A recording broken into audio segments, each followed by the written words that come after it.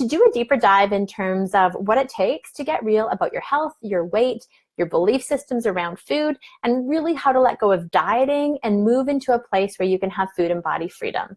It's a place that I had to learn how to live in that world, and most of my clients do too.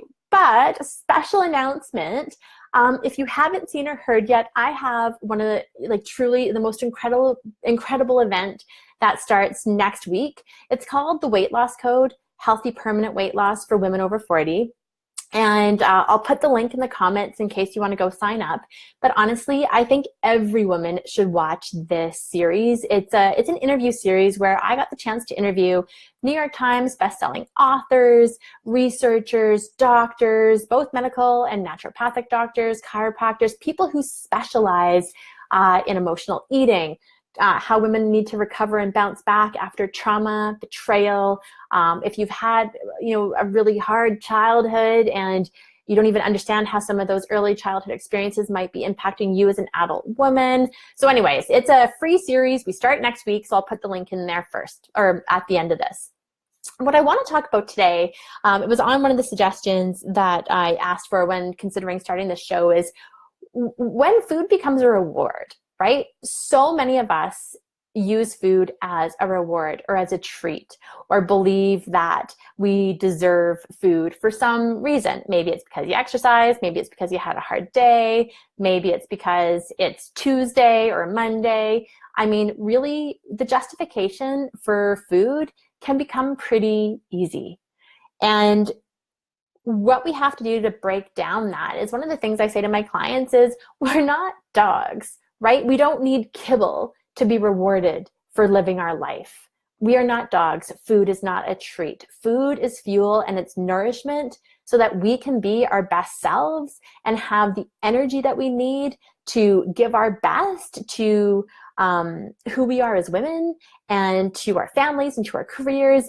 But no, do not be mistaken. Food is not a treat. What happens, though, is often in our family of origin, so the family you grew up in, food might have been used as a treat. It might have been used to, celebrate report cards, or to soothe you after, if you got hurt, or at the end of a soccer game, everybody goes out for Slurpees or milkshakes or whatever, right? And so we can have this idea that gets imprinted really early in our age that absolutely food's a reward. You get a reward when you do something good. And so it can be hard to let go of, because all of a sudden, if we don't have other tools in our life that we can implement to create other rewards, well, then you keep turning to food. And I truly believe that as we get older, we tend to turn to wine. And wine is you might wonder why I talk about it so much if you've been watching these shows. And it's because it is such a pervasive thing, right? It is the thing we turn to, that I hear it all the time. Wine relaxes me. Wine takes the edge off. Wine makes me a better mom at night. Wine makes me nicer to my husband. Wine lets me be more social and more fun. And so we have these different belief systems and we keep acting on them. And so what in actually the Weight Loss Code, I interviewed a woman named Tricia Nelson, and she's this amazing emotional eating expert. And what she said was, and I found it amazing, was there's three main drivers to eat. And it's to avoid pain, to escape or to soothe pain, to avoid and escape something, and to actually use food as a way to punish yourself. And we don't view it as punishment because our belief system in the moment is that it's a treat, it's a reward. Except if you look at what happens to your behavior after you eat something that you probably shouldn't have had, or you have too much of, or the indulgences are creeping in so frequently throughout a day or so often throughout a week, then let's talk about what that feels like.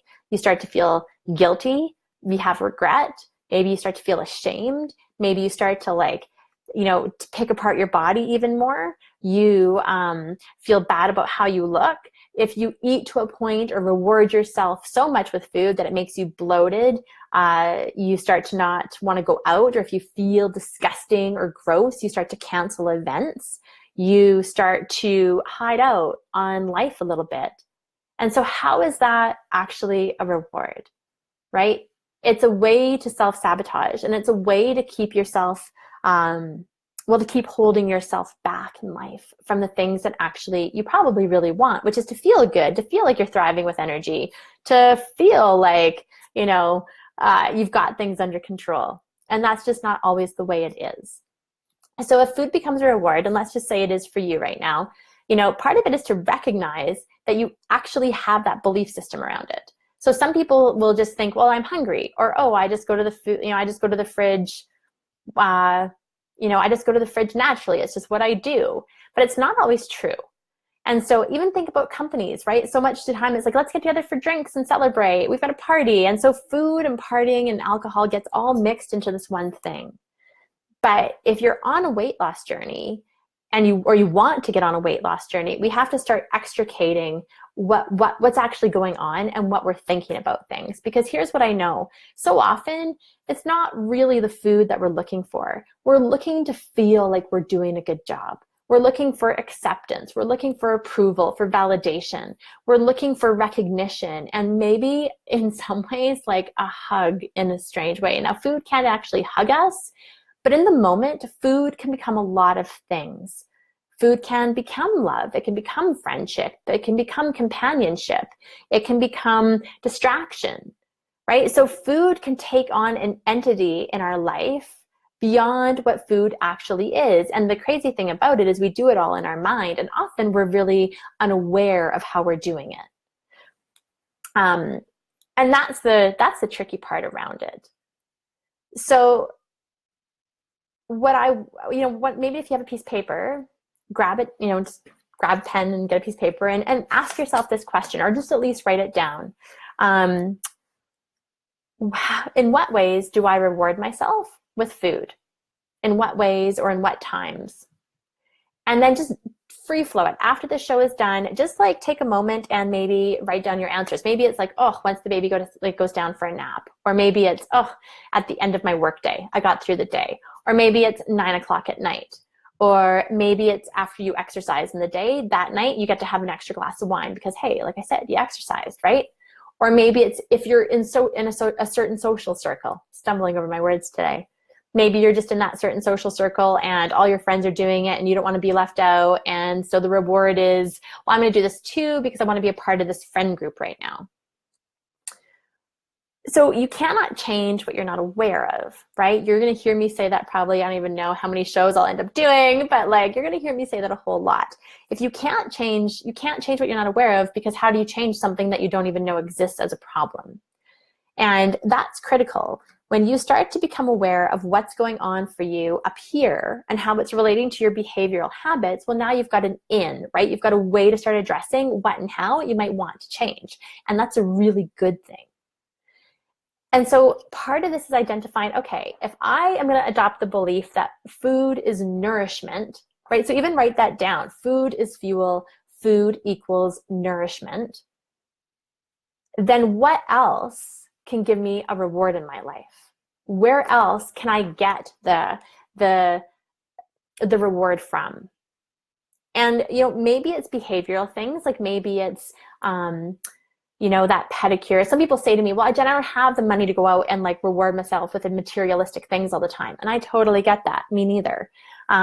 But there also might be things that you never do for yourself, right? Maybe you never give yourself permission to get the massage or to go get your feet done or get a manicure. Maybe you don't give yourself permission to go shop for something new.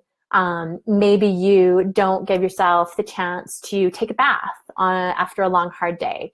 Maybe you don't give yourself permission to connect with your partner and, have a moment of just conversation without alcohol. There's so many other things that we can slip into with our habits. Oh, Adrienne joined. Hey, nice to see you. There's so many other ways that we can create rewards for ourselves that actually don't take you off of a weight loss journey. But so often we just actually haven't even thought of what those things could be because we haven't even identified that food is being used as a reward system. And, I share every time, right? I share that I am not speaking from a holier than thou. I've never done that perspective. I've totally done it, right? I totally use red wine as a reward. And I totally use the idea of chocolate chips as a way to yay, I got through the day. I was such a good mom today. And, I I didn't like the result, but I kept doing it.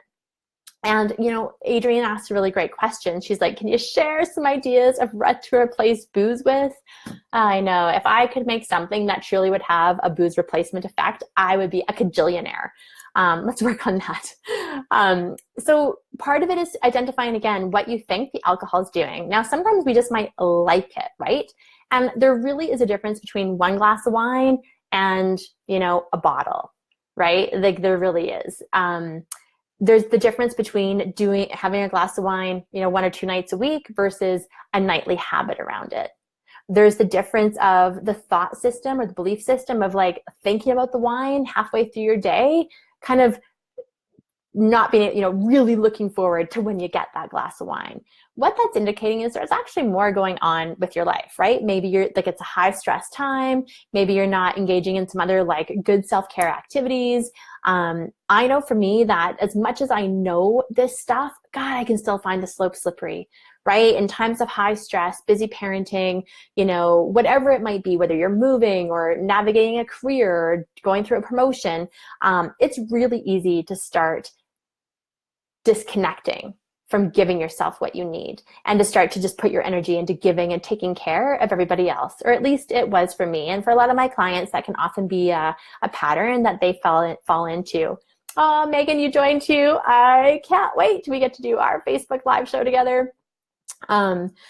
What we want to do then is, again, Adrienne, I don't know if you're on what I mentioned, but like one of the things that we will do is we will use booze and food to soothe pain, escape something, or to punish, right? So for me, I often would use that glass of wine as like the escape, right? I don't feel like it's punishing me. I actually have the belief that I really I like it, but it's sort of looking at like, what is it I'm trying to escape from?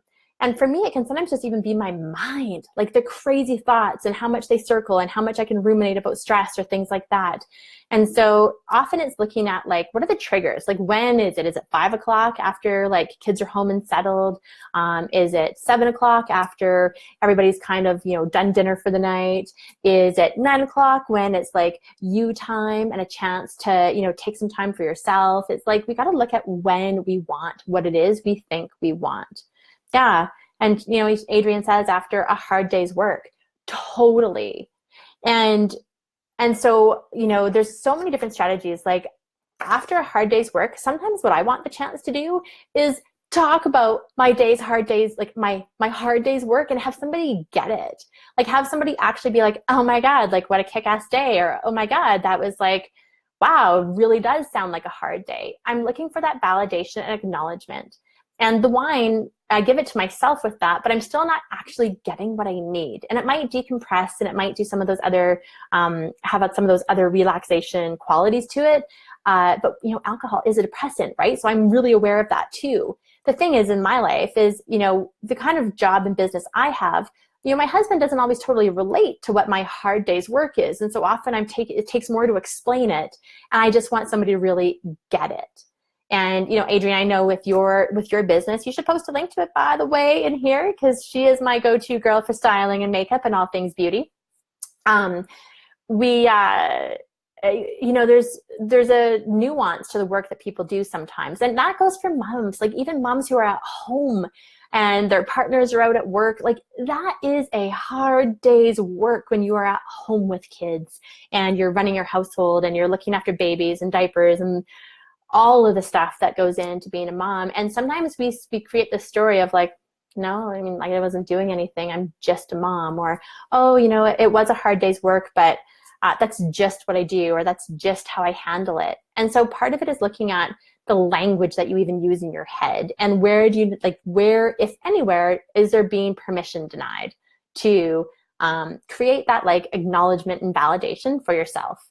And like, I'm not like, I'm totally getting, I'm not saying that you should like go into your office, your bedroom and be like, high tenning yourself against a mirror, right? That's like on the upside version of crazy. I get that. But there's got to be some sort of like internal sense of, I just kicked ass today, right? I just kicked ass today. I'm going to celebrate by getting out for that walk, getting out and, even calling a friend. I don't know about you guys, but, this phone has become I mean, I've got like 49 unanswered, unopened voicemails. I think I've got 22 text messages. Like, we are so inundated with communication, and yet we lack real connection still sometimes. And I think that's one of the hardest things for women, is that we are craving such a soul level of connection. And it takes time and it takes energy. And when you've got kids and a career and a family and volunteer stuff, that connection can be something that wanes a little bit, right? Because, hey, we're all busy. But, you know, so I don't know if I'm answering your question, Adrienne, but like, those are all things to like test, right? And that's the other thing, is sometimes we have to test a new theory, right? It's like we test it to see if it works for us. So I 100% know for me that a hot shower after a long, hard day, and when I want the glass of wine, it doesn't work, right? That doesn't work for me. I'm not getting what I need, right? And this is it. It's the permission to just stop and relax without the excuse or permission of booze. Totally. Having a glass of wine means you can sink down into a comfy couch and, you know, Christ, it's still winter here in Calgary. And so you can turn on the fire and cozy up with a blanket. But it's like you get this freedom to just do nothing. No, mommy's busy right now. Like, you know, you can just press pause. And I think what we need is the pause and the relaxation and the self-permission. And then sure, what's the drink? You know, in winter, I recommend tea. It is not the same, I get it, but it can become something similar, especially if there's like a ritual around it, right? So I know that when I gave up wine, you know, I gave up wine, coffee, all sorts of things when I went through trying to get my health back on track. And I hated tea at first. But I made this experience an all sensory experience. I bought a beautiful teapot. I bought my favorite tea mug, and I went to David's Tea and picked like delicious smelling teas. And I made it this thing. It was like the experience of it was what I wanted to. And then I would go and I'd sit with my cup of tea. But, you know, summer's coming, and I totally get that that's not going to necessarily work in summer. And so what else is it? Is it a song at the end of the day that you put on and it kind of signals the end of the day? Is it, you know, I mean, we've got tons of the like soda waters and fizzy waters and lemons and limes and stuff like that. And so often it's just like, I call it the pre-cocktail. So often a lot of people want to use that initial glass of wine as like the, kind of like the way that they transition into the evening. Is like, day is done, on to the next shift in some ways, right? Or at least I've done that. And so whether it's like at the pre-cocktail where you, again, maybe you're home alone with kids and it's like, hey, mommy's just going to sit down and like take 10 minutes to herself right now, or come and sit with me and let's have, you know, a fancy drink. And like for kids, I would make the drink with like a little lemon squeeze on the side. A lot of it's how you market and position it. And a lot of this is how you enroll yourself into doing the thing that you might not really feel like doing, because, you know, we crave we crave the habits we've created. And at some point, I don't know if you guys can remember this, but if you're watching, you know, if you watch the replay even, do you remember the time when you didn't like the taste of alcohol? Like, there was a point where I didn't like the taste of alcohol. In fact, I would plug my nose to drink it because what I wanted was to get tipsy. But I didn't actually enjoy sitting down with a glass of wine. Like, I remember being in my early 20s. I didn't like that. It is something I have conditioned myself into believing that I like, that I enjoy. And so, and I did the same with coffee. Like, my gateway to coffee was mochachinos in university. I couldn't even stand plain coffee. Now I can't drink those and I like coffee. So we all have like this, you know, it's like the gateway to doing what we're doing now. And at first it starts as just one simple decision, and then we keep doing it because we like what it's giving us. I actually had this conversation with my husband last night that, you know, in my master's degree, I studied cardiovascular disease, and I read a lot of social behavioral studies on the fact that smokers, although they can be physically more unhealthy, they were actually happier and more productive at work. Why? Because they gave themselves permission to go take breaks during the day. Right? Like, so strange, but true. They gave themselves permission to get up out of their desk, walk around, go connect with colleagues, and take 10 minutes for themselves, and then go back to work. A lot of, you know, if you're not a smoker, very few people give themselves that permission to go and take that break. And so I'm not saying that we should all become smokers or anything like that. That's not what I'm saying. I'm saying that A lot of times we've created rules in our life that we think are working for us and they're really not. And we forget that we're actually powerful enough to like change up the rules. And I love watching kids because kids make up games on the playground all the time. And then you'll watch them and all of a sudden they're going to like, somebody doesn't like something or it's not working. And so they just change the rules. They're like, okay, well, yeah, sure. Horses are allowed in this game when 2 minutes ago they weren't, because they've given themselves permission. And so I'm really aware of time, and I want to say that the real thing that I think that we need to do to stop letting food be the reward system is actually give yourself permission to take a break, right? To try other things that can give you that sense of pleasure, stress reduction, relaxation, connection, not necessarily validation, but sometimes it's really nice to share what you've been up to and what's going good in your life, as opposed to like just keeping it all inside all the time. And women are really good at like self-deprecation.